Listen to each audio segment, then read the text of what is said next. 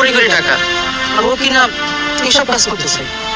বাদ দে না দোস্ত, আমাকে কেন বলতেছস? কাজ তো কাজে, বন্ধু হইয়া কোন কষ্ট দেখতে অনেক খারাপ লাগে। তোর এই পরিণতির জন্য আমরাই দায়ী। কি যে বলস, তোরা কেন দায়ী হবে? ভাইয়া ঠিকই কইছে, সব দোষ আসলে আমার।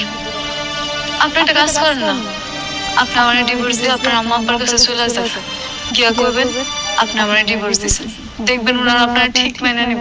সালমা, আর কখনো এই কথা মুখে নেবেন না। আমার মৃত্যুর আগ পর্যন্ত একসাথে থাকবো। যা কষ্ট করা দরকার সবকিছু করবো। আপনি কেন বুঝতেছেন না এখানে থাকলে আমার জীবনটা শেষ হয়ে যায়?